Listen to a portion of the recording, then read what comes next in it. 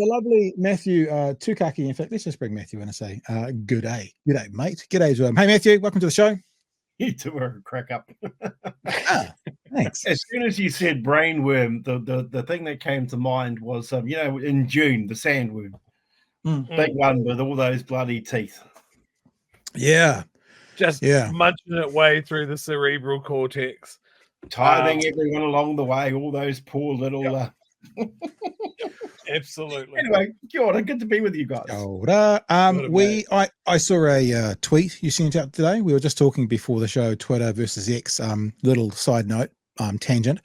I saw Elon Musk run a survey over the weekend asking the users of Twitter, he goes, be honest, like his ego can handle honesty. Be honest, is it Twitter or is it X? And I scrolled through more than 100 responses. 2 of them said X. The rest of them said Twitter. So when you've put into common parlance, when you've put into the dictionary your brand becoming a verb to tweet, and then you get rid of that verb by trying to call it X, no one will listen to you. So Twitter. Have you guys seen that movie, Idiocracy? Yes. Whenever I see Idiocracy, all I can think of is Elon Musk. Yeah. And Trump. Trump and his followers. Oh, well, actually quite a few of them, but all right. Hey, so we were looking around today, and I saw on Twitter, the platform formerly known as Twitter, a text by you, Matthew, a tweet by you, and it just made me think about 2 things. One is what we've talked about for a long time about business people running a country, but the second is specifically looking at what Luxon and his cronies are saying about Kainga Ora at the moment. Let me read your tweet out for the audio podcast listeners. Just wanted to say, Aotearoa, New Zealand is not a company.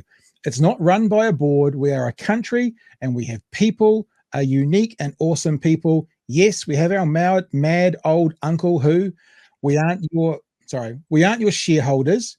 We are voters. We aren't your customers. We are citizens. And that just echoes something that we've been talking about for a long time, is that if you run something as a business, by law, you have to attempt to return a dividend or profits for your shareholders. When you run a country, you have to provide a service for your citizens, and a service may not be profitable. So let's have a look at this. We're only going to play 50 seconds of this clip because I think our conversation around being a country and being a business is all synopsized in this one conversation. Daniel Faitawa asks Mr. Luxon a question around about how many houses are they going to sell off, and he doesn't actually answer the question, ironically, but this will give us the gist of the side of our conversation. Here we go. So tell me, how many state houses are you going to sell off? Well, let's actually that. As we've said before, we want to see an increase in what's called social housing. Social housing is provided through state houses through Kainga Ora, but also through many community housing providers as well. But really what we announced yesterday was to say, look, Kainga Ora is the biggest landlord in the country. It has a huge responsibility to house our most vulnerable New Zealanders. And it's been doing a very poor job of that. There's been poor let me just come back to my first question there, Prime Minister. How many state houses are you going to sell off? Again, that hasn't been the focus of our review. What our review has focused on is actually saying we've got to make sure that KO is a high-performing organisation, which it currently isn't. And it needs to be financially sustainable. It needs a massive turnaround plan, and it needs a refreshed board and a new chairman, which is what we've announced yesterday. So that's the gist of the conversation we're going to have today, because there are some interesting phrases that our Hair List leader uses. One of them, of course, was financially sustainable. Yes, I think we all agree that public money needs to be spent wisely, that you need to have, be responsible with it, and you need to get good bang for your buck. But the vibe that I'm getting, and I feel that others are getting as well, is when you hear Mr. Luxon, who sold his virtues as being a good prime minister because he sat on boards, did business, when he says financially sustainable, the feeling I get is the money put into it needs to repeat itself and then pay for itself. And that doesn't feel like what a housing system for people who need it, a social housing system, would be. So let's just throw you the ball, Matthew, and we talk about country. This country should not be run as a business. We are a country, and you are more than welcome to tie it into Kainga Ora. The floor is yours, sir. Yeah, look, by the time I think he got to that interview, he'd figured out how to pronounce Kainga Ora, because in the other media stand-ups he did this morning was KO. He calls it KO in this as well. He does call it KO in this. He does a lot of KO. So, first of all, get your narrative right. It's a Māori word. It's okay to speak in Māori, and I think he's afraid of it, as are many of his ministers. But, look, Kainga Ora is an entity under the Crown Entities Act of 2004. And I get that people want to see the state-owned enterprises and Crown entities and Tamir and all this other sort of stuff. But at the end of the day, they're not businesses.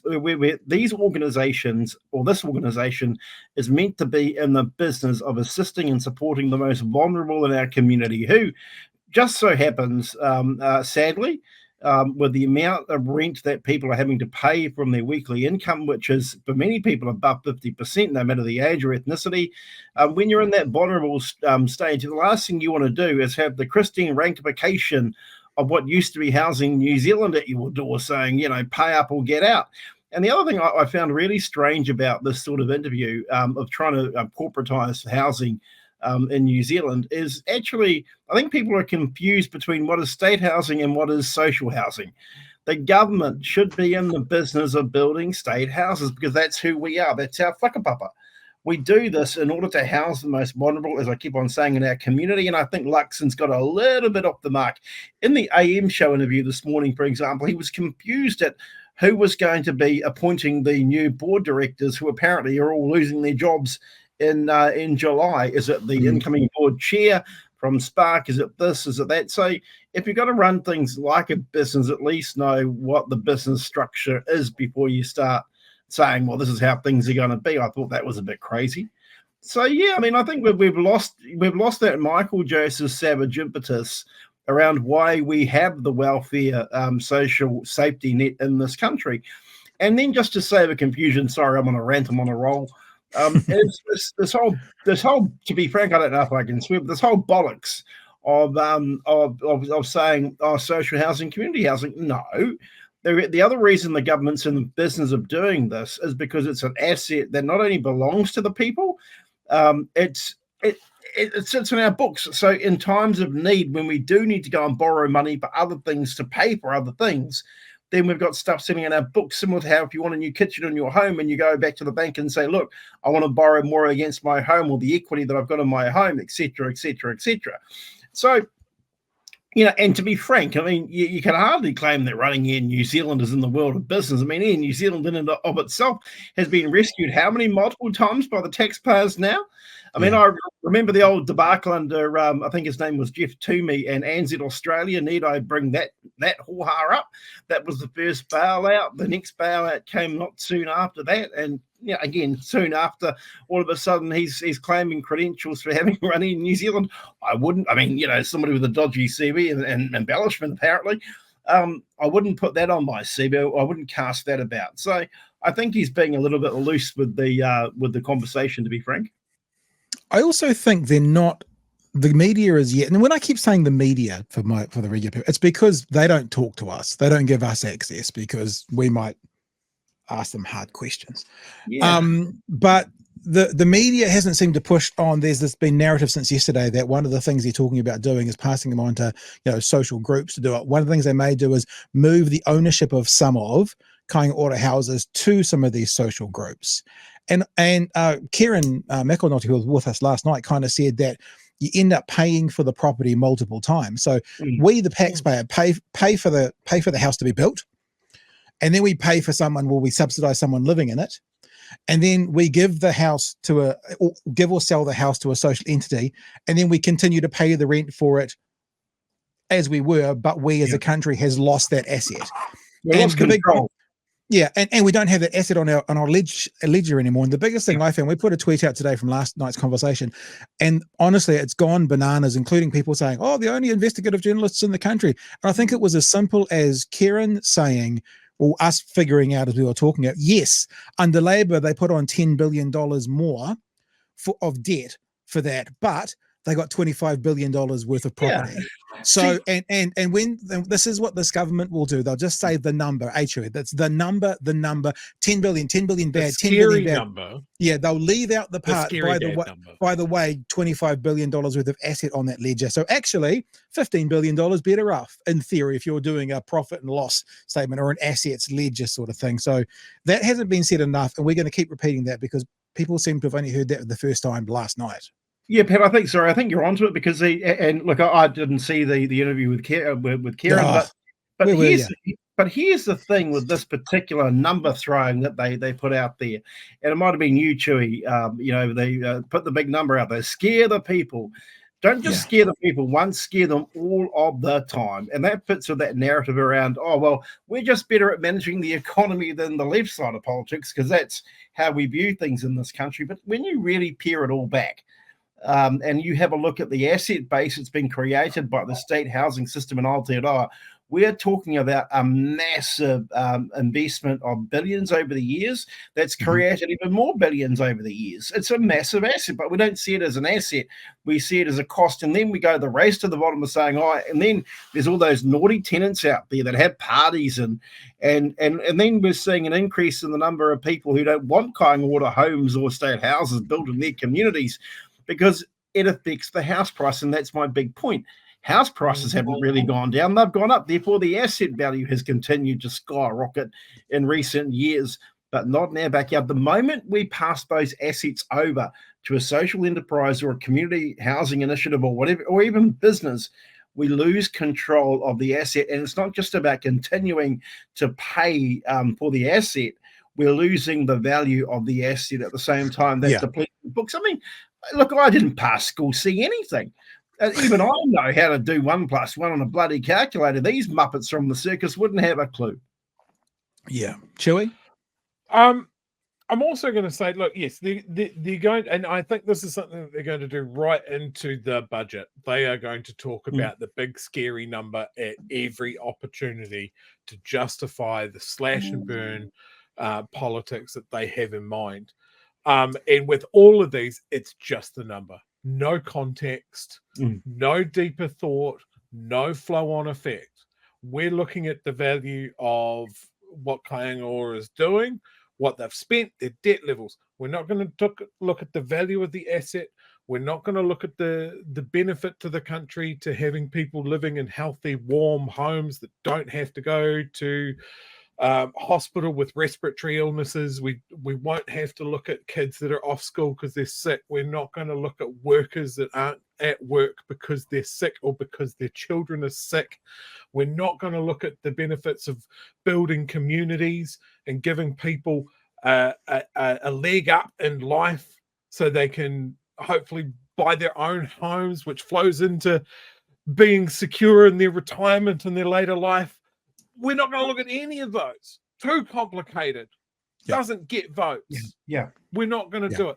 And look, if the national government really wanted to take the position of we're not in the landlord business, right? Then we want to talk about social housing providers. They have done this before. When they go, oh, the Salvation Army is going to buy all of these old state houses from us. They took the pick of the bunch, the ones that weren't going to cost them much to bring up to the healthy home standard, the ones that weren't going to cost much to renovate, the ones that were in good locations, and they left the government with the rest, the ones that were suitable for the bulldozer, and that was it. And those sections were empty for years in the middle of a housing crisis. And that's not going to happen now, because what the government is also not doing is then saying we guarantee the money of these rentals back to that agency. They're finishing that in 2025. They're not actually saying that that's going to roll over. Here's the thing that I want. I know you watch media. I know reporters watch because I hear from them. The next person who talks to Christopher Luxon about this issue and the $10 billion, this is the fucking question you need to ask him. So $10 billion extra, Mr. Luxon, what are you going to get for that? And see what he says. Because the answer is $25 billion worth of assets. because he's leaving that part off. That question is essential to ask him. And mainstream media, I do love you, and I'm not going to be one of these, oh, bloody, journalistic fun. And it's not that. It's just you have access, so you have a fucking responsibility to ask the right question, not to just listen to the narrative and move on to the next subject. I don't care if you've got him for 10 minutes and you've got to stay on one question the whole time. You have the access, you got to do it. Sorry, Matthew. Yeah, I also think, too, the other big questions in this whole discussion is, number one, which the English report didn't even touch on, was the report that was out today, was, okay, how much of our building stock is now wrapped up in offshore developers? So, for example, in Mount Roskill, there's the Evergreen building. We know that Evergreen, the big Chinese company, is in trouble at the moment and at risk of collapse, which will have a massive run-on impact and effect on the Chinese economy. And then the second part is, well, okay, and take this in two parts. Number one, in order to build the stock required, where are we getting stuff? Because we're not manufacturing stuff in this country anymore. So a lot of the electrical equipment, from the switches and the wires and it all comes in from overseas. So actually, why aren't we having a conversation about building supply products and the cost of it? And then the third thing is, as they still haven't sorted out what's going on in the technical vocational education sector, we are at risk, and we hear the stories of losing labour and skilled labour to overseas in Australia with police and nurses and all those sorts of professions. But actually, what about the construction industry? Who's left to build all this stuff? Because we're not training the trades like we used to, like the old Māori Affairs Trade Trainee Program and all this other sort of stuff. These are the legitimate questions that get lost in translation because it's all just soundbite stuff. And I come back to that movie I mentioned offline, which was Idiocracy. What are we about to become? Just a group of individuals. Another movie would have been the Art of Lying or something with Ricky Gervais in it. I mean, seriously, is this what we've come to? Yeah. Yeah, that's the one where everyone in the world can only speak the truth, and he's the first one that learns to lie. Eh? That's the one. Yeah, it was pretty funny. It was pretty funny. So here's my other thought. And this is just off the wall, and it'll never happen. But just imagine, just stay with me here. Government decides that they're not in the business of being a landlord anymore. What if they offloaded all of that housing, all of that social housing to local iwi? Well, actually, that's a good point, Trevor, because in the state of Victoria, they have transferred a significant number of what otherwise would have been housing commission state homes to Aboriginal organisations and entities. Now, I don't know too much more about it other than that's what they've done. I think it was only a couple of years ago, so the evidence I don't think is quite there yet. But what's really interesting about what you've just suggested is, you're right. If you don't want to be in the business of being a landlord, then also let's have a conversation about the land itself. That all these properties have been built on. Let's have a talk about the Public Works Act, where a lot of land was taken, not only from Māori, but a lot of other whānau as well. And let's have so I think, Cherie, you're onto it. If you don't want to be in the business of being a landlord where you've just given yourself a massive slew of tax cuts, then let's have an honest conversation about where we put this housing stock. Yeah, and coming back to the original conversation based on your tweet, what is the no? It's just that we kind of feel like we've gone full circle about the housing stock. Because then, if we're going to run the country like a country and not a business, then that housing stock, that land, everything becomes a service to the community, not an asset to make a return on. Yeah, and it's like everything though. At the moment, to be frank. And Labor can't escape my gaze on this one because they're just as guilty as some of this stuff. I mean, let's face it, people have a short memory. It was a Labor Longy government that created the world of the Rogernomics and the Prebbles that went on to create the ACT Party and all this other sort of nonsense. And actually, it was in the 1980s that a lot of our big entities were sold off. I mean, I would love to see the return of the Ministry of Works and the yellow cars. We used to build Ministry of Works, buddy. The Ministry of Works, the old Datsuns and all the old yellow cars. We're having a discussion at the moment about the depletion of our research institutes because we corporatized it, gave it a name called Callaghan Innovation. Hell, it used to be called the DSIR. We did all that in the 80s. We ran to corporatize everything in the country, and now we're not me personally, and definitely not you two, but buying into this narrative of run everything as a business. Actually, that's not what the Singaporeans did. That wasn't the Singapore model. It wasn't the model in Norway when they were, ferreting away all their stuff into superannuation funds and big provident funds like oil resources. It certainly as hell didn't happen with the big pension funds in Canada that now invest in areas like ours in New Zealand.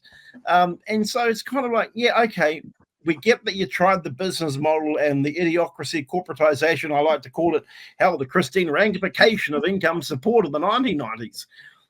So seriously, guys, and the other thing I think Luxon hasn't quite cottoned on to is I think your National Party colleagues are taking the piss. You've got no supporters in the party past this current round of government. Winston's waiting in the wings. I can't imagine that old uncle is going to want to be subservient to David Seymour in 12 months' time. So what are we actually buying into here? Yeah. The same old. I wrote an article today about Ruth Richardson and the mother of all budgets. I don't think this is going to be the mother of all budgets. It'll be stink-ass, but it's not going to be the mother of all budgets. But, there's a lesson to be learned here. Can we stop talking about the corporatization of New Zealand's assets? And this is not about selling them to the Chinese. This is actually just putting in place dumb business models. The idiocracy of Aotearoa began more than a decade ago. Very good. You mentioned Christine Rankin twice now. Please don't do it a third time. She will appear behind you and we won't have time to warn you. You'll just hear her earrings and that will be it. Look, this corporatization of our government departments set in long ago when we all became customers and clients and stakeholders. And it always worried me that it was heading that way. Luxon talks about New Zealand being the best little small country in the world. And I really wonder how we're going to do that when our nurses leave, when our junior doctors leave, when our police leave, when our apprentices leave. And who do we have left? We don't invest in our business. We don't invest in our ideas. We don't create things. We don't manufacture things. We trade old houses to each other. We talk about our mortgages over beers and aren't we doing well? And now today we hear that the little leg up that people can get to get into their first home, which again, the benefits of that outweigh the dollar value. Yeah. Because when we're looking at people's retirement ages, their house is their asset. It is the only thing that works, or you end up like my parents renting in their retirement and their money disappears and then their only option is death or the state. So if you can give someone even a $5,000 leg up on their deposit, that's all it is. Why not do it? Yeah, it's $5. That's all it is. I saw it tonight on the news. We got a clip. We might play tonight. We might not. But it's $5,000. Like I know that there are some people within Kainga Ora that can get up to $20,000 to buy the Kainga Ora house. But what you're talking about, Joey, it's only $5,000. And if someone's that close to getting up to 10%, the girl on the news tonight had $55,000 and she needed 5 to get to 60, so she could buy a $600,000 house in Hamilton, and it's only $5,000. Imagine how much, like, to free up a state home, to stop on the services that the government's paying for the people because they haven't got a home. It's not even an investment. It's just smart money, actually. My mum and dad consolidated back in the 1970s their family benefit to get the money that they needed to buy into their first home in Upper Hutt. And Dad built the house. I mean, he was the world's worst plumber. I mean, if he wanted a bath in our house, he had to run the hose in the window. The hot tap was the cold tap. The cold tap was the hot tap. Hell, we had a pot belly stove to warm the house because the flue wouldn't work. So, but we used to be creative in how we got people into their first homes. You're right. It's not complicated. It doesn't cost the earth. There are things that we can do. But the other thing I'd say, just based on what you two have said, and I was ranting about this the other day, we used to be a nation that built stuff. Where I grew up, my dad ended up working in the Dunlop's tyre factory and the rubber worker. He was a rubber worker in Dunlop's Pacific Tyres in Upper Hutt. But, there was we used to build cars there in the Hutt Valley. I remember Zip there in Upper Hutt as well. Tate Electronics. I mean, Tate in Christchurch used to build big stuff.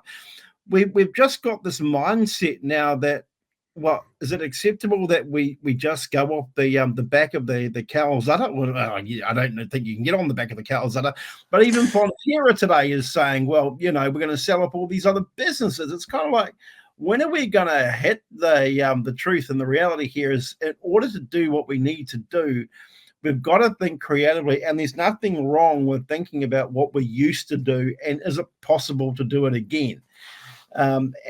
Because the consideration is we are a relatively small country, both by geography and land mass and population. We're not that big, and for Luxon to say, we're the best little country or whatever the hell he said, you got to believe it. I actually don't think any of them believe it, because they're always on the world stage. It's like sorry, I really am ranting tonight. It's like this plane business. What an absolute embarrassment that we can't even fly our officials to key meetings around the Pacific for fear of the plane not working. And yet we're the largest shareholder in New Zealand. Just borrow the plane. I don't care how you get there. Borrow the damn plane. Our defence forces, people say, we shouldn't put any more money into defence. Okay, no, I get the argument. But really, we're a couple of fishing trawlers and a Cessna in. I'd hardly call it a defence force anymore. But within that defence force, we train them. They are trades, are plumbers and gas fitters and builders and all sorts of different things, psychologists. And those when they leave the army, traditionally they end up in the police and they become a supply channel of skills, but not anymore. They're all heading off to Australia. We're losing talent hand over fist. 3 points. Number one, we need to build more shit. Number two, we've got to value human labor and not just see them as human labor. And number three, we shouldn't be afraid of the fact that, sound bites I get, but we shouldn't be afraid of having an honest conversation about the right way of doing shit.